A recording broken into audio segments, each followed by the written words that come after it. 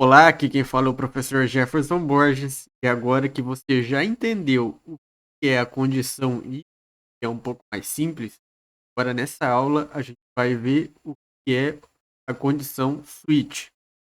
Ela é um pouco diferente. E normalmente a gente usa esse tipo de condicional quando a gente vai precisar de muitas condições. E assim a gente consegue reduzir o número de linha de código e ser um pouco mais sucinto. Então, para a gente começar fazendo o código aqui, precisar que você escreva dentro do método aí switch, vou abrir o parêntese e vou abrir a chave. Anteriormente, a gente coloca se acontecer algo, então vai executar alguma coisa. Aqui não. No switch, a gente baseia aquilo que a gente quer dentro da variável. Por exemplo, se a variável aqui em cima for o valor 5, então, vai executar alguma coisa. Se for o valor 2, vai executar outra coisa. Inclusive, a gente também pode colocar baseando-se em letras. Então, eu vou escrever aqui uma variável do tipo string. Static string escrito. E vou colocar aqui o valor, entre aspas, que é um valor de texto, texto. E vou fechar essa linha de código com ponto e vírgula. Então, vamos lá. Primeiro, vamos começar com os valores numéricos. Então, aqui. Se aqui dentro do switch for variável, então vai executar alguma coisa através do número da variável. Esse número aqui. Complementando o código, escreve aqui em cima. Case número 1, dois pontos, vou dar um enter. Case 1, solid.writeLine. E aqui embaixo eu fecho essa linha de código com o break. Por que a gente usa o break aqui? Porque o break, se essa condição do número 1, caso do número 1 for satisfeita, ele para de executar aqui o switch e vai para outro comando de código. Se eu não tiver o break, ele vai rodar para o caso 2, depois para o caso 3, mesmo se a condição ela for satisfeita. Então aqui vamos colocar outro caso. Case 2, enter, console.writeLine e break também para fechar essa código. E vamos colocar aqui mais um case 5 para adiantar um pouco mais nossa linha de código. Case 5, dois pontos,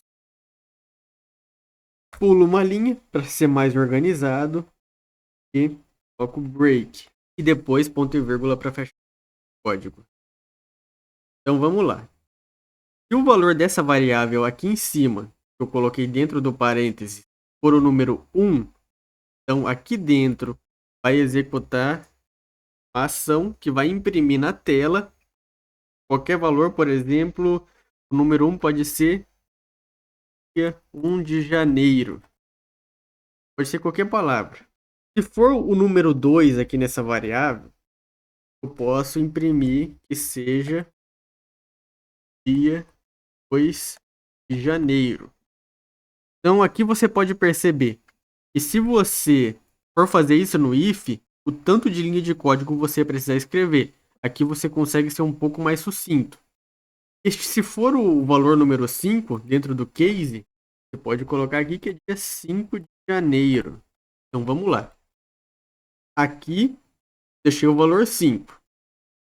Então se a gente executar esse programa aqui, vai aparecer que é dia 5 de janeiro. Foi o que apareceu aqui. Aqui, se eu colocar o valor 1, vai aparecer que é dia 1 de janeiro, porque aqui o case volta para essa variável aqui, e essa variável recebe o valor 1. Então, vai aparecer que é dia 1 de janeiro, logicamente. Certo? Aqui eu não coloquei o case 3 e nem o case 4. Então, o que vai acontecer? Vamos fazer um teste aqui. Case 4, variável recebe o valor 4, sem ter o case 4. Vamos executar o programa. Então, você pode ver aqui que nada aparece. Então, nesse caso, quando nenhum nenhuma dessas informações aqui for realizada, a gente pode usar um comando default. Por exemplo, como não existe o 4, então a gente pode usar o default, o default, para imprimir um valor aí que não preenche os requisitos. Default, 2 pontos. Pulo uma linha para organizar. Line. Dentro aqui, eu coloco esse dia não existe. Suponhamos que aqui você fez 31 cases, que representa cada um dia do mês. E aqui nessa variável, você colocar o valor 2, o valor 32, esse dia do mês ele não existe, logicamente. Aqui tem um errinho, a gente também precisa fechar essa linha de código com break. E vírgula, salvo o meu programa. Como não tem o dia 32 aqui armazenado entre os cases, vai ir para esse comando default aqui. Então, se eu clicar aqui para executar o programa, vai aparecer que esse dia não existe. Então, ele é bem simples você trabalhar com ele.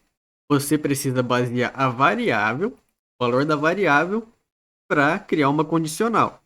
Aqui, nós usamos valores numéricos. Então, eu vou apagar esses 3 aqui, 2 na verdade. Vamos puxar a variável escrito, para você entender melhor como funciona o escrito. E é a mesma lógica, só que aqui ao invés de você colocar um valor numérico, vai colocar uma palavra. Então, se aqui dentro do case texto for o valor texto, então vai aparecer aqui que é um texto.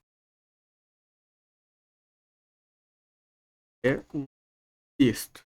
Se aqui dentro do escrito, por exemplo, tiver escrito número, ele não vai preencher esse requisito aqui e vai pular para o próximo bloquinho, que é o default.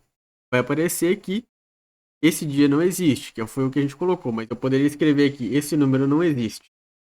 Mas não vou escrever para adiantar um pouco mais.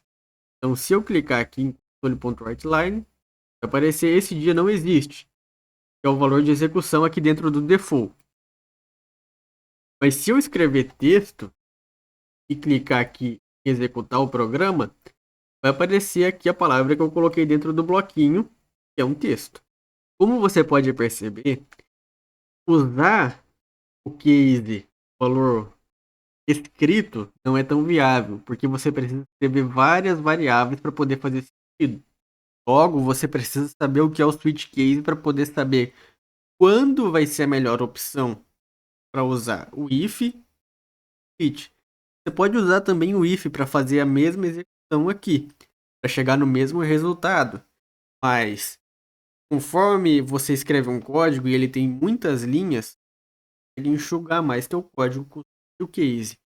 Quando você estiver programando, vai caber a você decidir qual você vai querer usar. Então, espero que você tenha entendido e te vejo na próxima aula.